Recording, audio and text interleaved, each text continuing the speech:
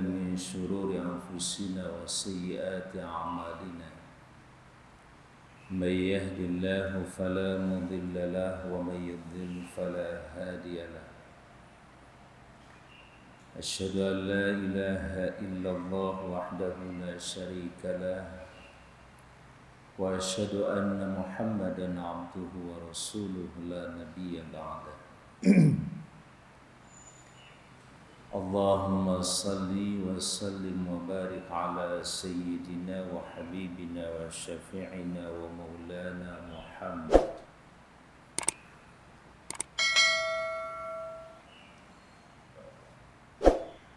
اللهم صل وسلم وبارك على سيدنا وحبيبنا وشفيعنا ومولانا محمد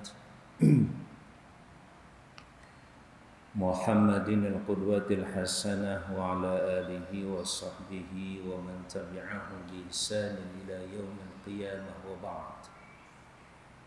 قال الله عز وجل: أعوذ بالله من الشيطان الرجيم بسم الله الرحمن الرحيم يا أيها الذين آمنوا اتقوا الله حق تقاته ولا تموتن إلا وأنتم مسلمون. وقال يا أيها الذين آمنوا كتب عليكم الصيام كما كتب على الذين من قبلكم لعلكم تتقون. صدق الله العظيم. عباد الله أوصي نفسي وإياكم بتقوى الله فقد فاز المتقون. Hamba-hamba Allah, jamaah Masjid Adz-Dzikri dan jamaah salat subuh yang berbahagia. Kebahagiaan kita pagi ini karena kita dipilih oleh Allah menjadi salah satu di antara hamba-hambanya yang beriman kepadanya. Iman itu modal kebahagiaan. Apalagi kalau keimanan ini betul-betul terjaga, terpelihara, dan kita meyakini serta mempercayai sesuatu atau apapun yang sifatnya benar dan pasti adanya. Kita seringkali berbahagia dengan sesuatu yang kadang-kadang masih menjadi spekulasi, belum tentu. Kalau diajak bisnis dengan gambaran bisnis yang luar biasa dari orang yang sangat-sangat kita percaya, untungnya misalkan per bulan 10%, kita sudah berbunga-bunga. Padahal belum tentu terjadi. Kalau dengan Allah itu pasti terjadi. Persoalannya tinggal seberapa jauh dan seberapa dalam dan kuat keimanan dan keyakinan kita kepadanya. Oleh karena itu pula Allah Subhanahu wa ta'ala terus membimbing kita untuk meningkatkan keimanan itu. Dengan apa? Dengan takwa. Kenapa takwa? Proses iman menjadi yakin, apalagi sampai pada tingkat ainul yaqin. Ada ilmul yaqin, kemudian ada haqqul yaqin, dan ada ainul yaqin. Atau sekitar itulah kebalikan. Kalau ilmul yaqin baru sekedar pengetahuan tentang keyakinan. Saya tahu bahwa itu benar dan saya meyakininya. Itu masih di tataran ilmul yaqin. Kalau sampai pada tingkat ainul yaqin, kita sudah mulai melihat itu ada. Atau bahasa lainnya, ainul yaqin itu mewakili bagian panca indera kita, ain itu mata, sehingga secara empiris kita bisa mengakui keberadaannya karena terlihat atau dirasakan oleh panca indera yang lain. Dan yang paling tinggi tentu saja adalah hakul yakin. Hak benar-benar terjadi dan ada, nyata. Nah, kita saudara-saudara sekalian, oleh Allah Subhanahu wa taala dibimbing dalam ketakwaan, dan dengan ketakwaan itu untuk merasakan dan pembuktian yang kita yakini bahwa Allah itu ada, Allah itu maha dalam segala sesuatunya, kita juga diciptakan oleh Allah, difasilitasi olehnya dalam hidup dengan cara kita bertakwa. Apa itu takwa? Di sini kemudian kita coba masuk pada pembahasan tentang takwa sedikit. Ketakwaan kalau didefinisikan, dan sering kali saya sampaikan kalau dalam khutbah Jumat, di sini juga pernah kalau tidak salah ya Pak Zainal dan guru-guru yang lain yang saya cintai, hadirin yang berbahagia. Takwa secara sederhana itu imtithalu awamirillahi wajtinabu nawahi. Artinya menjalankan perintah-perintah Allah dan menjauhi larangan-larangannya. Atau bahasa yang lebih rumusannya begini: menjalankan perintah yang dipercaya dan menjauhi larangan yang dipercaya. Siapa yang kita percaya, itu kita jalankan perintahnya dan kita jauhi larangan. Betul. Sederhana. Banyak di antara kita Bapak Ibu sekalian yang mungkin menjadi seorang karyawan perusahaan. Pertanyaannya, kenapa kita mau terikat dengan perusahaan atau lembaga tersebut? Sederhana. Karena kita percaya lembaga dan perusahaan itu, termasuk kampus sekalipun, ngomong-ngomong kalau kita ngajar dengan ilmu yang luar biasa tapi tidak digaji sama sekali, mau? Halo? Belum tentu mau. Profesor, doktor fisika ngajar nggak digaji sama sekali. Kita mau bekerja pada satu lembaga atau perusahaan termasuk universitas sekalipun dalam lembaga keilmuan karena ada satu harapan. Harapan itu dasarnya kepercayaan. Percaya bahwa lembaga tersebut bisa memenuhi kebutuhan saya. Setuju? Halo? Kepercayaan yang semakin kuat dan dibuktikan pada saat saya tercatat dan terikat kemudian saya bekerja, tiap bulan seluruh kebutuhan saya dipenuhi. Maka semakin muncul kepercayaan itu. Itu namanya hakul yakin. Hak benar-benar keyakinan itu sudah tidak bisa lagi dibantah oleh apapun dan oleh siapapun. Takwa mengajarkan itu.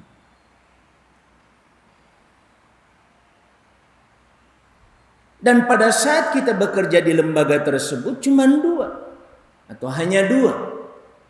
Yang pertama jalankan perintah lembaga, yang kedua jauhi. Walaupun misalkan Bapak dan Ibu sekalian tercatat sebagai dosen, dosennya dosen kesehatan. Tapi tiba-tiba masuk kepada mahasiswa yang dibahas adalah tafsir Quran. Walaupun itu baik, kira-kira masuk pada perintah atau tidak? Walaupun boleh saja menyisipkan tafsir, tapi intinya tetap bicara tentang kesehatan. Suruh ngajar tentang ekonomi makro. Begitu masuk membaca surat Az-Zalzalah misalkan, dan mungkin tidak ada hubungan antara kegoncangan, antara gempa dengan urusan ekonomi. Apalagi yang dikutip ayat-ayat Allah. Boleh jadi enggak lama dia dicoret jadi dosa. Sederhana hidup ini. Jadi kesimpulan pertama adalah takwa itu bukan hanya persoalan hidup kita dengan Allah. Kehidupan kita sehari-hari itu membutuhkan ketakwaan.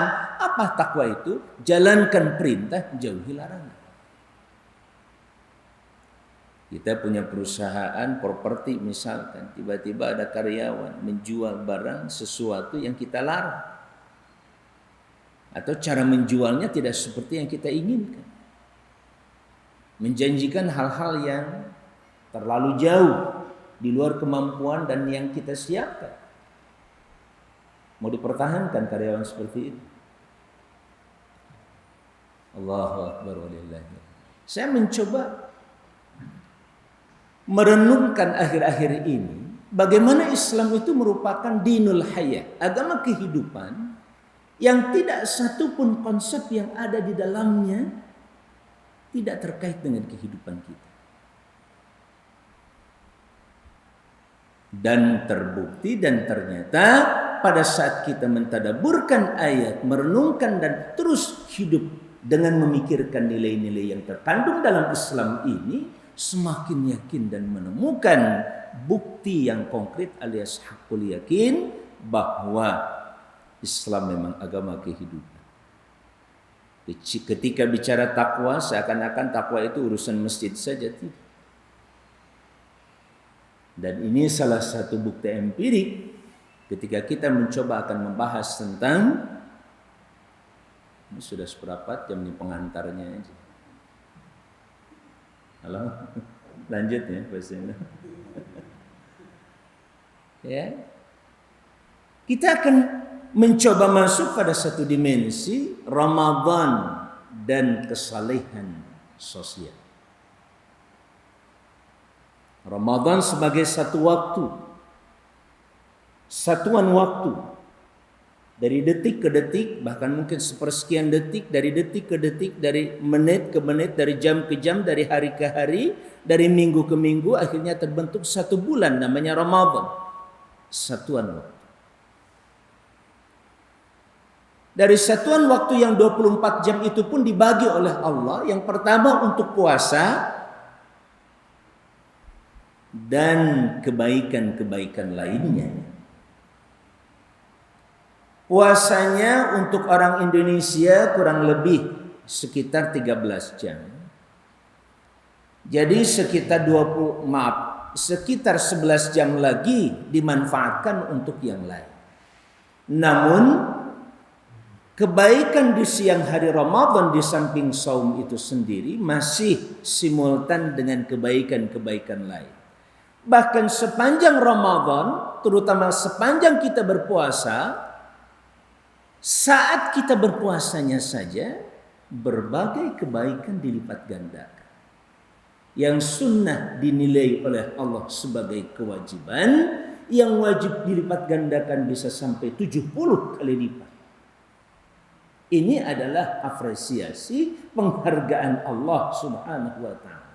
Bayangkan kalau kita kerja 1 jamnya yang biasanya dianggap sebagai lembur, sekarang jam itu dianggap sebagai jam kerja. Kalau jam lembur katakanlah 20.000, jam kerjanya 50.000. Tapi yang 50.000-nya dilipat gandakan menjadi 70 kali lipat. Ada yang bisa menawarkan itu? Perusahaan mana yang bisa menawarkan itu? Halo? Hanya perusahaan Allah Subhanahu wa ta'ala. Kenapa saya sebut perusahaan Allah? Karena Allah mengajak kita berjual beli. Hal adullukum ala tijaratin tunjikum min adzabin alim. Allah ngajak kita berbisnis. Sampai pada tingkat bisnis kita dengan Allah itu dengan bahasa al-qardul hasan, pinjemilah ke Allah gitu. Siapa yang lebih baik pinjamannya kepada Allah dan siapa yang terbaik membayar pinjamannya selain Allah. Mental dan jiwa itulah yang merasuk dalam tubuh para sahabat Nabi. Antara lain adalah Abu Bakar. Kalau datang proyek infak fisabilillah, dia datang dengan sepenuh hati dan seluruh harta, bukan separuh harta. Apalagi harta sisa. Halo. Ngomong-ngomong, kalau kita ngeluarin zakat ini, awal dulu kita keluarkan zakatnya yang terbaik atau nanti saja sisanya? Ayo ngaku aja. Bu, Bapak yang sedang nonton atau pemirsa kalau ada nih, boleh berkomentar. Padahal Allah menawarkan dalam ayat yang lain, lan tanalul birra hatta tunfiqu mimma tuhibbun. Tidak akan meraih kebaikan yang sempurna sampai kau infakkan dari apa yang kau cintai.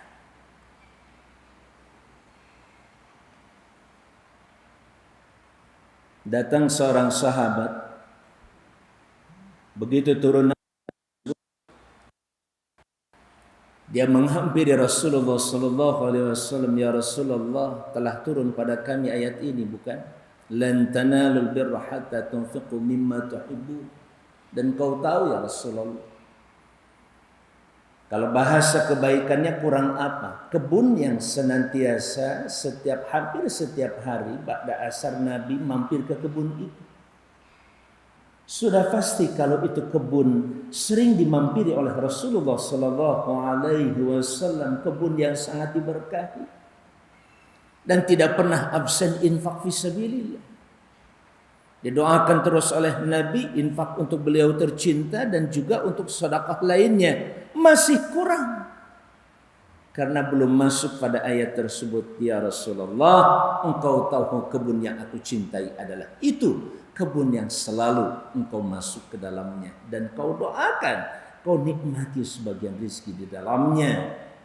Hari ini saya akan infakkan di jalan Allah seperti tuntutan Allah, lan tanalul birra hatta tunfiqu mimma tuhibbun. Allah. Ada harta yang paling dicintai di rumah? Ada. Harta ya, bukan anak, istri, bukan. Ada. Pulang dari sini siap diinfakkan atau tidak? Halo? Ini bicara Islam. Kesalehan. Tapi ada tema yang lebih luas sedikit. Saya baca-baca referensi, judulnya Ramadan wa Taghyir wal Islah. Ramadan dan perubahan serta perbaikan. Oleh karena itu, mari kita bersama berniat pada saat ini dengan kehadiran kita di majelis ilmu ini. Jangan lihat saya sebagai ustadz atau siapapun, kita niatkan untuk berubah yang pertama. Kalau yang tadinya pelit, mudah-mudahan dermawan. Amin. Ya. Yang tadinya masih setengah-setengah, sekarang sepenuh hati. Belum sepenuh harta nggak apa-apa. Yang penting sepenuh hati dulu. Penting itu. Kalau bagian sepenuh hartanya itu imannya harus mencapai iman di bawah Rasulullah sedikit, bahkan besar barangkali, tapi tidak bisa dijangkau oleh yang lainnya, yaitu iman Abu Bakar Siddiq. Kalau datang proyek infak fisabilillah atau jalan jihad di jalan Allah, sahabat bawa sepertiga, dikalahkan sama Umar separuhnya. Dia ingin mengalahkan Abu Bakar. Abu Bakar datang, ya Rasulullah, seluruh hartaku ya Rasulullah.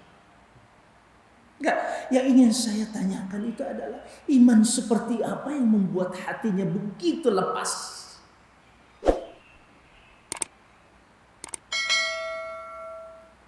Sehingga wajar Islam diberkahi sampai detik ini.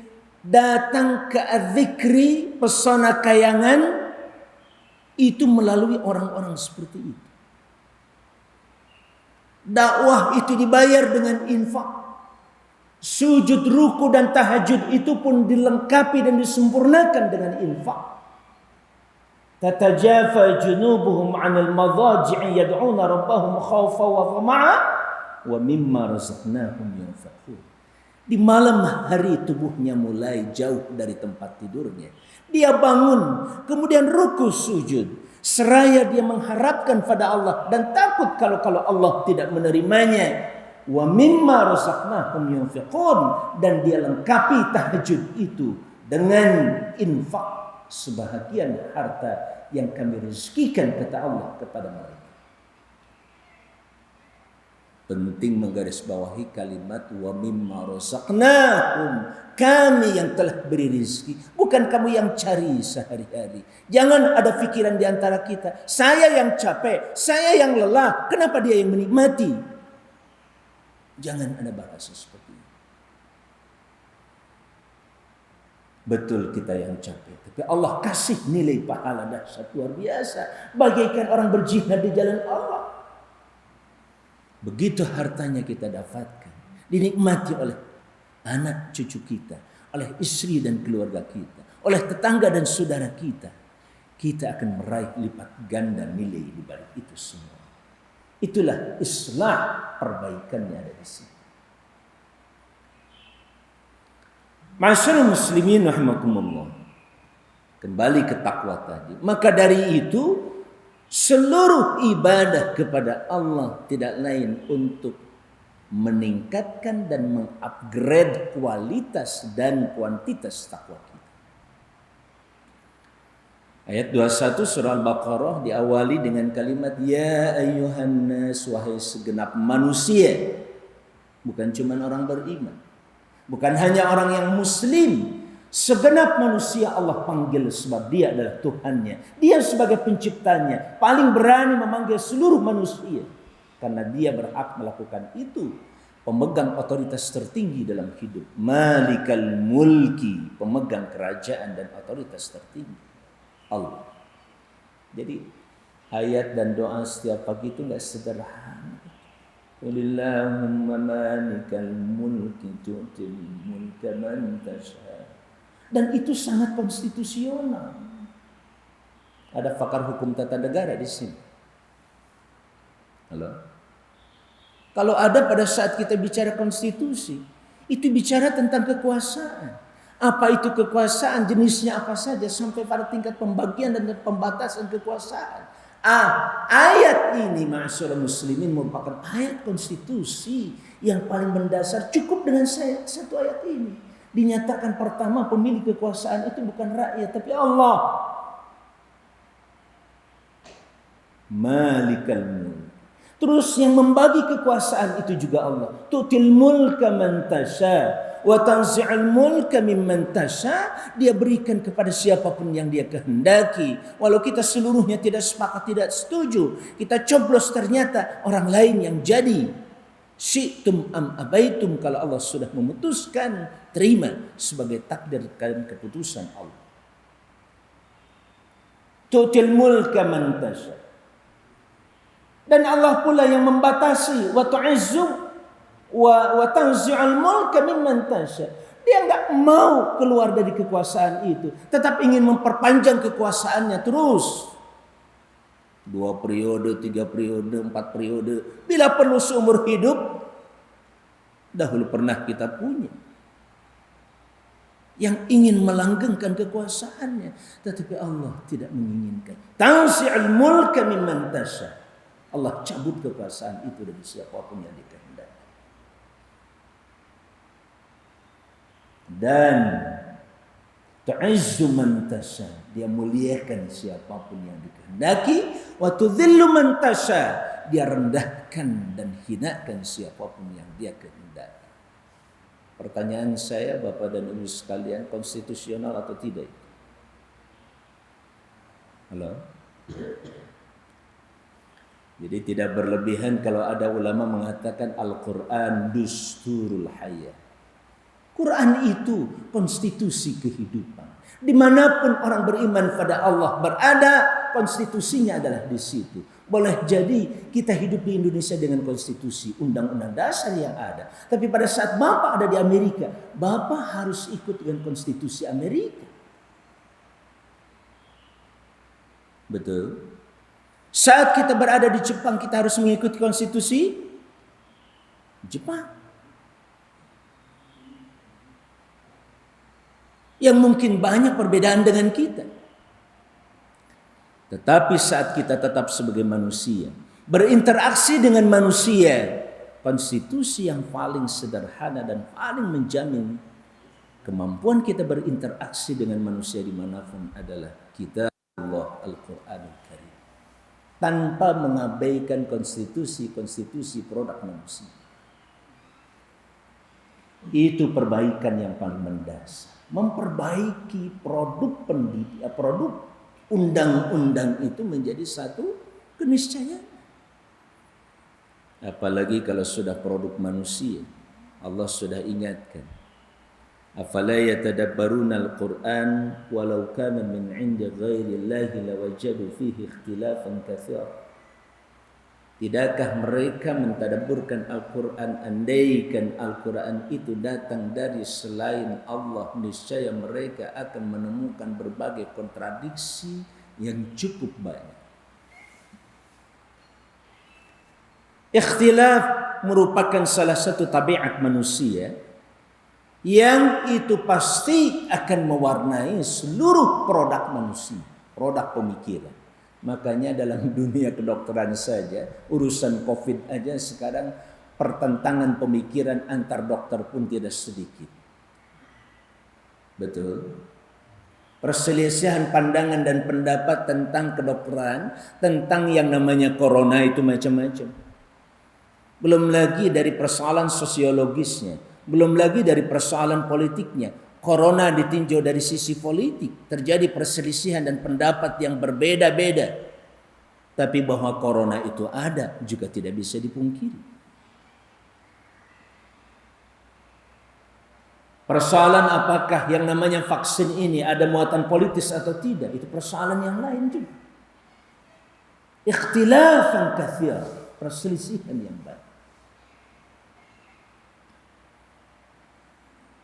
Makanya Bapak Ibu sekalian, Islam datang untuk mendamaikan manusia.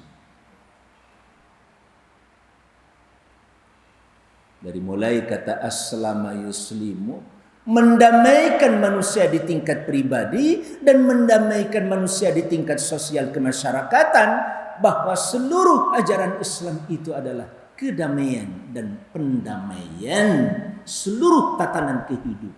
Damai antara otak kita dengan hati kita, damai antara hati dengan perilaku dan perbuatan kita. Itu yang disebut dengan konsistensi dan istiqamah. Lurus apa yang kita pikirkan dengan yang kita yakini. Lurus antara apa yang kita yakini dan kita pikirkan itu dengan perbuatan. Tidak ada split of personality, pecahnya kepribadian tidak akan terjadi.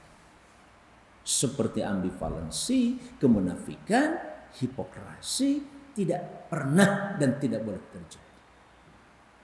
Makanya di awal-awal surat Al-Baqarah dipetakan oleh Allah 3 tipologi manusia. Yang pertama muttaqin, mewakili manusia yang selalu damai dan menciptakan kedamaian. Saleh dan muslih, itu 2. Jadi Bapak Ibu sekalian, pengertian kesalehan itu harus ditinjau dari 2 aspek. Yang pertama adalah kesalehan pribadi, dan yang kedua mensalihkan orang lain. Bukan hanya kesalehan sosial. Kalau saya baik diterima oleh orang lain, itu masih kesalehan pribadi, walaupun efeknya kepada kehidupan sosial. Tapi pada saat kita melihat ada orang yang tidak peduli terhadap orang lain, dan kita tegur dan kita nyatakan untuk melakukan sesuatu yang baik, itu melampaui sekedar kesalehan sosial, tetapi perbaikan dan mensalihkan masyarakat. Hancurnya negara-negara dari sejak dulu dalam Quran disebutkan kanu la yatanahawna 'an munkarin fa'alu. Kita baik, tapi begitu ada orang yang tidak baik kita diam, itu akan merusak tatanan kehidupan. Makanya dari awal Allah sudah menyatakan karakteristik sekelompok orang dengan mengatakan wa minan nasi may yaqulu amanna billahi wa bil yaumil akhir wa ma hum bimu'minin. Terus bagaimana karakter orang tersebut? Di antara manusia ada yang mengatakan saya beriman kepada Allah dan hari akhir, padahal dia tidak beriman. Allah nyatakan sebagai yang Maha menciptakannya dan tahu persis karakter mereka. Gejala dan indikatornya terlihat. Wa idza qila lahum la tufsidu fil ardi qalu innama nahnu muslihun. Nah, masyaallah muslimin rahimakumullah. Jika dikatakan kepada mereka itu la tufsidu fil ardi, jangan buat kerusakan. Dan di situ sangat bebas apapun jenis dan tingkat fasad kerusakan. Fil barri wal bahri, dalam Quran lagi dijelaskan kerusakan di lautan dan di darat. Di daratan penebangan hutan yang berlebihan. Boleh ditebang untuk sekedar tempat tinggal kita, keperluan dan kebutuhan yang lainnya. Tapi tidak kemudian dihancurkan sampai banjir bandang hari ini terjadi. Jangan salahkan siapa-siapa. Kata Allah, bima kasabat aydin nas, itu ulah tangan-tangan manusia. Tangan yang menandatangani dengan cara salah, membiarkan hutan itu dibabat habis. Jangan dikira tidak berdosa dia membuat tanda tangan itu. Tanda tangan yang melegalkan melalui payung hukum yang keliru, kebijakan-kebijakan yang salah. Hati-hati. Makanya kalau lagi ngebahas rancangan undang-undang itu ngeri. Dia satu persatu. Ini mana yang merusak dulu deh. Wah, ini bisa merusak. Merusak kedaulatan pangan kita. Dibiarkan impor besar-besaran sementara petani kita yang baru saja memanen tidak diakomodir, harga mereka jatuh. Bukankah itu fasad dan ifsad? Ada nggak di antara kita yang kemudian bangkit? Mungkin nggak bisa merubah undang-undang itu. Harus pakai demo, harus pakai kajian yang macam-macam. Berbulan-bulan petani tetap saja miskin. Kita mencoba mengumpulkan dana nggak besar, 2.000 rupiah barangkali. Berapa penduduk yang ada di sekitar Pesona Kayangan ini atau Pesona Depok? Berapa kepala keluarga, Pak? Ada 1.000. 800. Kalau 10.000 sehari orang Pesona Depok, bisa nggak ya? Bisa. Masalahnya mau nggak ya? Oke, bisa, mau, tapi ada nggak ya yang mau mungut tiap hari seperti itu? Mungkin tidak ada. Oke, kalau begitu. Ngomong-ngomong, kira-kira setiap kepala keluarga kita, Pak, 1 kilogram per hari beras kurang dari 1 kilogram atau tidak? Kalau 800 kepala keluarga, per hari 1 kilogram beras aja dibeli, dan itu akan tidak kurang dari menyerap hasil pertanian padinya 800 kilogram. Berarti 8 kuintal, 0,8 ton. Kalau dari situ ada keuntungan bersih 2.000 rupiah saja. Mau nggak kasih keuntungan bersih 2.000? Dan berasnya insya Allah saya jamin beras organik. Untung 2.000. Produksi semuanya habis 10.000. Dikirim sampai di sini 12.000. Berarti ada selisih 2.000. 2.000 kali 800 berapa? Halo? Oke deh, biar enak ngitungnya jangan 800.000 deh. 1 ton per hari. 2.000 kali 1.000, 2 juta. 2 juta kali 30 hari. 60 juta. Pendapatan masjid ini per hari, per bulan berapa? Sampai 60 juta. Sampai. Alhamdulillah. Itu infak biasa. Bagaimana dengan produksi? Menyelamatkan petani, berasnya kita selamatkan. Kita konsumsi makanan ini. Jangan sampai kita melepas kedaulatan pangan untuk orang yang kita sendiri banyak yang harus kita selamatkan. Mau? Pertanyaannya bukan bisa lagi. Mau? Halo? Ibu-ibu, bapak-bapak yang ada di rumah mau atau tidak? Kalau mau, mangga diorganisasi, diorganize oleh masjid ini. Diorganisasi. Enggak kecil itu. Bila perlu, kalau kita nggak perlu dengan dana 60 juta per bulan, kita sewakan tanah di sana, sewa lahan untuk 60 juta, dapatlah 2 hektar insya Allah. Berikut dengan proses penanamannya 2 hektar dulu per bulan. Maka dalam 1 tahun, halo, berapa? 24 hektar. 24 hektar kali 5 ton rata-rata. Cukup buat lingkungan di sini. Halo. Ngomong-ngomong mau dilanjut nggak nih diskusi ini? Kalau mau dilanjut nanti kita ngobrol dulu. Bagaimana mekanismenya?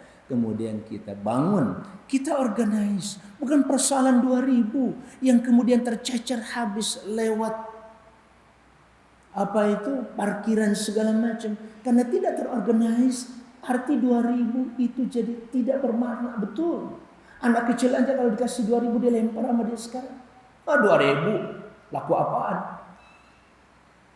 Tapi kalau penduduk Depok ada 2 jutaan Pak, 1 juta terkonsolidasikan, mampu berinfak melalui masjid-masjid, melalui gereja-gereja yang ada. 2000 per orang terkonsolidasikan 1 juta, maka 2 miliar per hari. Mau diapakan itu dana? Maka dalam 1 bulan 60 miliar. Bisa dapat 60 Indomaret per bulan. Monthly. Inilah fakta infak sedekah. Itu baru 2000. Bagaimana yang dengan 2,5%-nya? Bagaimana dengan wakafnya? Bapak Ibu yang saya muliakan, semakin kita kupas, semakin terbukti dan yakin kebenaran Allah. Itu saja yang bisa saya sampaikan pada pagi yang berbahagia dan diberkahi Allah ini, sebagaimana doa Rasulnya Muhammad sallallahu alaihi wasallam. Apalagi di bulan Ramadan, Nabi mendoakan untuk umat ini, Allahumma barik li ummati fi bukuriha, ya Allah berkahilah umatku di pagi harinya. Itulah keberkahan yang artinya semakin bertambah kebaikan. 13 jam kita tidak terputus dengan puasa. Setelah iman yang tidak pernah terputus 1 detik saja, bahkan menjelang tidur sampai bangun tidur pun kita tidak terputus dalam keimanan, maka puasa adalah ibadah terpanjang setelah iman. Dan di tengah-tengah itu masih banyak kebaikan yang lainnya, tilawah Quran dan tadabbur Quran, belum lagi tadi infak sedekah dan lain sebagainya. Saat kita sedang berpuasa, itu dilipat gandakan menjadi tidak terhingga. Dalam bahasa Quran, la tuhsuha, tak mungkin kalian akan menghitungnya, tak terhingga. Dan itu nikmat Allah. Baik Bapak Ibu sekalian yang saya muliakan, kita tidak bisa pungkiri tentang kekurangan kita. Ketika ada aspek yang belum kita bisa kerjakan, itu bagian dari kekurangan kita. Artinya pada saat kita tidak peduli, bahkan Allah menyebut dengan bahasa ara'aital ladzi yukadzibu biddin.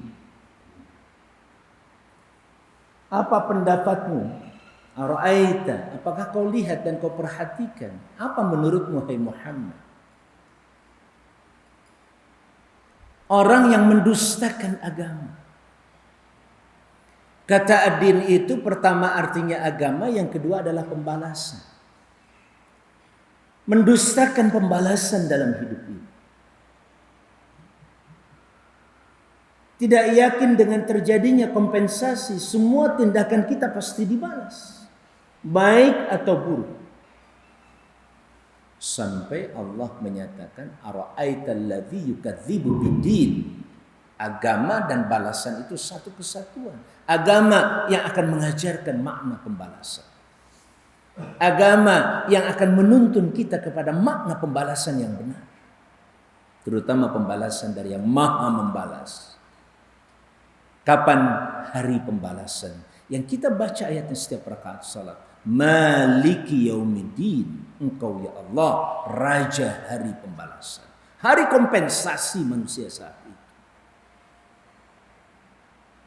Fadzalikal ladzi yad'ul yatim. Dia adalah orang yang meninggalkan dan membiarkan orang yatim. Wala yahuddu ala ta'amil miskin. Dan tidak mengajak, menggiring, mendorong orang lain untuk memberikan makan kepada orang miskin. Sekedar ngajak, maaf, ceramah seperti ini menggiring kita, yuk walaupun saya nggak bisa, insya Allah masih punya pahala.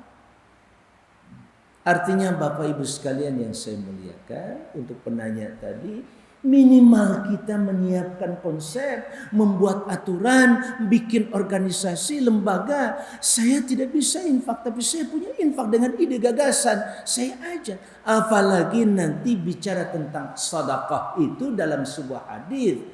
Every good deed is charity, kata Rasulullah. Kullu ma'rufin sedekah. Setiap kebaikan sekecil apapun itu sedekah. Yang maknanya hampir tidak ada orang yang tidak memperbaiki orang lain itu sebenarnya. Hanya masalahnya sengaja berangkat dari kita mau melakukan perbaikan atau tidak, atau hanya mengandalkan apa yang sudah dibuatkan oleh Allah programnya. Beda di situ. Kalau yang satu automatically menjamin ketahanan kita dan keselamatan kita di akhirat, yang kedua untuk meningkatkan kapasitas diri. Kira-kira kita menempati surga yang mana? Halo? Kalau mukmin semuanya insya Allah ahlul jannah. Kata Nabi, kullukum tadkhulunal jannah illa man aba. Semua kalian itu pasti masuk surga kecuali orang yang tidak mau. Itu aja. Siapa yang tidak mau ya Rasulullah? Yang mentaatiku dia pasti masuk surga. Yang maksiat terhadapku itu orang yang enggak mau masuk surga. Jadi sebenarnya Bapak Ibu sekalian, hampir tidak ada orang yang tidak melakukan perbaikan diri dan juga orang lain selama dia seorang muslim atau mukmin. Tinggal kapasitasnya apakah mau ditingkatkan ataukah tidak, itu saja. Sedekah 2000 itu sudah tercatat oleh Allah. Tapi kalau sedekah 2000 dihimpun, diorganize menjadi sebuah kekuatan menyelamatkan ekonomi bangsa dan negara, itu akan dahsyat hasilnya. Tol tidak usah kita cari investor dari mana-mana. Kumpulin saja dari masyarakat muslim Indonesia 100 juta tiap hari 2.000 rupiah. Itu bisa membiayai tol-tol yang kita butuhkan dan kita ingin kembangkan. Dan satu persoalan yang diatasi oleh saum itu adalah persoalan nafsu manusia. Sama sejak zaman dahulu, zaman Nabi Nuh, zaman Nabi Musa, Namrud misalkan, nafsu kekuasaan. Di zaman Fir'aun, Fir'aun dengan nafsu kekuasaan. Saum itu pengendali nafsu yang paling dahsyat. Bagaimanapun dasar nafsu itu diawali dengan nafsu biologis, nafsu makan, minum, baru nafsu psikologis terkait dengan kekuasaan. Bernafsu ingin berkuasa. Semuanya oleh Ramadan dan saum itu dikendalikan dengan baik dalam satu kata namanya wasbir, yaitu kesabaran. Wasbir nafsaka ma'al ladzina yad'una rabbakum bil ghadati wal 'ashyi. Perbaikan Bapak Ibu sekalian ada di situ. Allah. Wakaf adalah salah satu solusi terhadap persoalan ekonomi dan bangsa secara keseluruhan. Bahkan totally, secara total mampu dan bisa. Kenapa? Wakaf tidak ada batas. Berapa jumlah terbesar, terkecil pun nggak ada. Bahkan belakangan itu ketika wakaf dianalisa, dulu kita sering terjebak dengan pendekatan empiris. Namanya wakaf itu harus kelihatan bendanya alias orang kaya, manfaatnya jelas. Tapi sekarang ini betapa banyak orang kaya raya tidak kelihatan kayanya. Sebab kekayaannya ada di intelektualitas.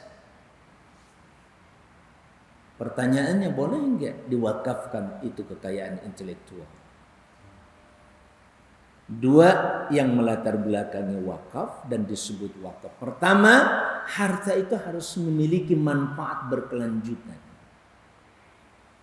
Selama memiliki manfaat berkelanjutan seperti masjid ini terus menerus, tanah sepanjang ada tanah, terus menerus kebaikan, manfaatnya. Pertanyaannya, kalau ada uang sehari habis, tapi ada uang yang disimpan atau diputarkan dalam bentuk sebagai permodalan, bisa berkelanjutan, yang tadinya 1 juta nanti berkembang jadi 1 miliar. Pertanyaannya, dari sisi yang pertama boleh nggak diwakafkan? Kalau masuk kategori tadi, kalau dia bermanfaat secara berkelanjutan dan bisa dibuat berkelanjutan, maka dia sah menjadi barang yang diwakafkan di satu sisi. Makanya barang diwakafkan itu pertama harus manfaat, yang kedua tidak boleh habis. Makanya jangan sampai barang wakaf itu habis. Oleh karena itu Allah menyiapkan pengurusnya disebut nadhir, bukan amil. Kalau amil itu pekerja, menghimpun data, salurkan kembali, selesai. Kalau nadhir enggak, dia harus nadhar yang dulu, artinya melihat, berpikir dengan nalarnya, memikirkan bagaimana dana itu terus berkembang, tidak boleh berhenti sampai di situ. Makanya belakangan para ulama kontemporer sepakat untuk memunculkan ada istilah wakaf tunai, wakaf dengan uang atau wakaf melalui uang. Bedanya apa? Wakaf dengan uangnya diserahkan total, uang itu yang nanti akan dikelola secara baik dengan cara apapun terserah nadhir. Tapi wakaf melalui uang, saya mau wakaf tentang satu benda atau satu barang, satu tanah di wilayah tertentu, nggak mungkin saya bawa tanah dari sini. Saya punya 1 hektar di sini, saya mau pindahkan ke sana, nggak mungkin. Saya kasih uangnya saja, tolong belikan itu dengan tanah di sana. Itu melalui uang. Uangnya boleh tidak? Tadi yang pertama, wakaf berupa uang atau dengan uang, itu oleh para ulama kontemporer disepakati boleh. Walaupun ada yang masih mengatakan tidak boleh. Asal syarat 2 tadi terpenuhi. Jangan kemudian dana itu habis. Kayak tadi saya katakan 2000, kelihatannya orang yang miskin, mohon maaf. Seorang pemulung saya pernah tanya, Pak, bisa nggak ngeluarin duit 2000 diinfakkan atau disodakohkan? Ya bisa. Jangankan 2000 Pak, 5000 pun saya suka sodakoh tiap hari. Seorang pemulung bisa, mau kata dia. Tapi sementara ini yang 2000 itu hanya diberikan kepada orang, paling anak-anak yang lagi main dikasih jajan sama dia. Hanya sebatas itu. Tapi Pak, kalau 2000 dikonsolidasikan se-Jawa Barat, se-Indonesia oleh seorang presiden, dan itu bisa menjadi harta wakaf namanya. 2000 uang wakaf dikonsolidasikan, diorganisasi dengan baik, itu akan menjadi jalan tol yang membentang luas, akan menjadi berbagai macam. Tidak perlu bikin pesawat wakaf. Enaknya kalau bikin pesawat wakaf, yang nanti naik pun bayarnya wakaf. Panjang nggak tuh manfaatnya? Bikin hotel wakaf, setiap kita sewa hotel itu wakaf. Boleh diambil untuk operasional, misalkan 40%, 60%-nya tetap kembali ke wakaf. Kalau bayar 300.000 per malam, yang 200.000-nya kembali ke wakaf, 100.000-nya untuk operasional. Halo? Indah bukan? Disinilah solusi Islam buat perekonomian. Makanya saya mengatakan charity saves humanity. Sedekah itu menyelamatkan kemanusiaan. Sedekah itu bisa membangkitkan geliat ekonomi kembali. Alhamdulillah, Pak Zainal, Bapak, Kak Isan.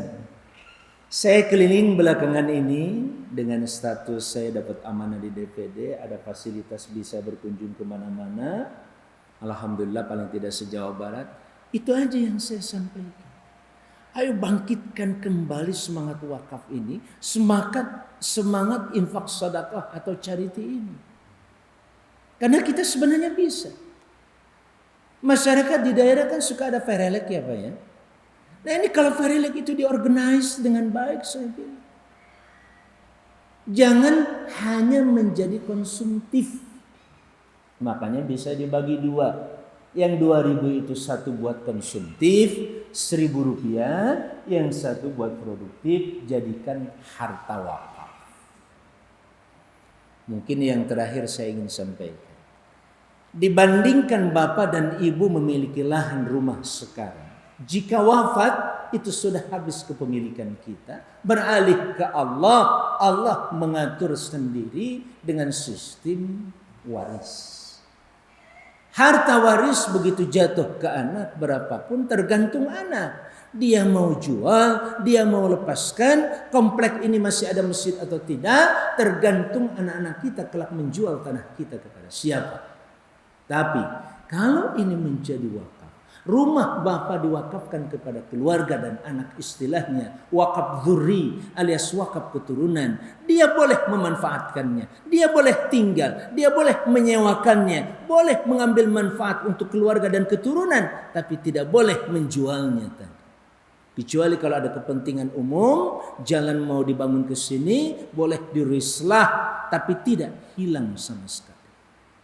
Dengan konsep wakaf, kekayaan dan aset umat Islam pun bisa teratasi dan terselesaikan dengan baik. Wallahu a'lam. Kan banyak sekarang Pak, sawah-sawah yang dijual oleh ayahandanya. Kenapa? Sebab anak saya tidak ada yang berminat jadi petani. Mereka sudah pergi ke kota. Jangan kita ini anak petani semua ya. Yang hartanya sudah dijual ya. Kita balik lagi ke desa yuk gitu, kita selamatkan kembali dengan apa? Buyback Pak, buyback dengan uang wakaf tadi. Nah, saya ngajak nih, kalau di sini ada 800, per hari bisa 60 juta, itu bisa membeli per hari misalkan ya paling tidak 10 bata, 20 bata per hari. Terus kita bisa lakukan itu di mana-mana, insya Allah. Cekap ya, insya Allah. Baik, terima kasih Pak.